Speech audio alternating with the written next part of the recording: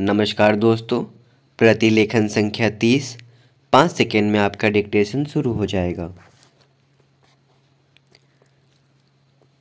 Ready, start. महोदय, प्रशासन का यह कर्तव्य हो जाता है कि वह सतर्क रहे और अधिकारी लोग अपने को निष्पक्ष रखे, किंतु जो जनता के अंदर एक गिरावट आती जा रही है वह भी एक देखने की बात है। इसलिए मैं चाहता हूँ कि सरकार कोई ऐसा प्रयत्न करे जिससे कि भ्रष्टाचार को रोकने के लिए जो लोगों का नैतिक स्तर ऊंचा होना आवश्यक है उसको ऊंचा किया जा सके। उसके लिए जो भी वह कर सके करे। मुझे कहना तो बहुत कुछ था, लेकिन चूँकि मेरा समय समाप्त हो गया है मैं अब और कुछ नहीं कहूँगा। महोदय, इसलिए मैं माननीय रक्षा मंत्री महोदय का ध्यान इतिहास की उस चेतावनी की ओर दिलाना चाहता हूँ कि हिमालय की चोटी पर जिसका अधिकार रहा है उसका गंगा और यमुना के मैदान पर भी अधिकार रहा है। हम ऐसा आशा में नहीं रह सकते कि हम दुश्मन को हिमालय की चोटी से उतरने दें और फिर मैदान में उसका मुकाबला करें।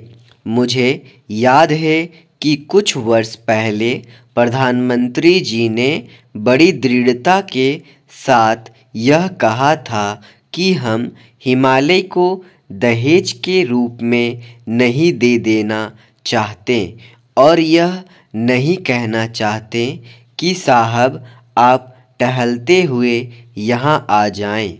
हम नहीं चाहते कि वहाँ पर कोई मुकाबला ही ना हो।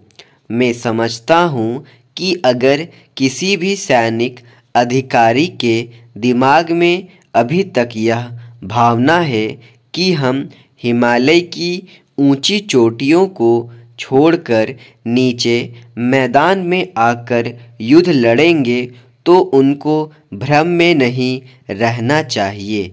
यह एक घातक बात होगी, एक आत्मघाती नीति होगी।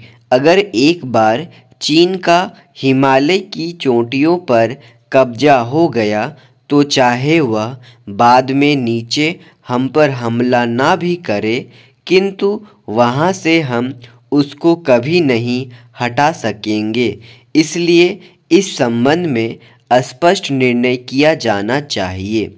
इसके बाद मैं मध्यवर्ती क्षेत्र के बारे में कुछ कहना चाहता हूँ।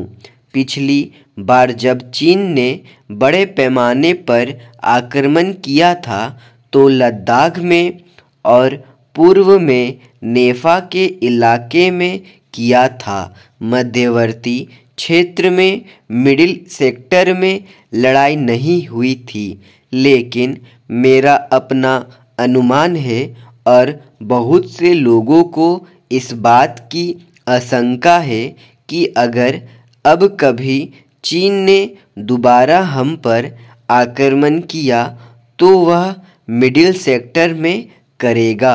इसके कई कारण मालूम पड़ते हैं। स्टॉप।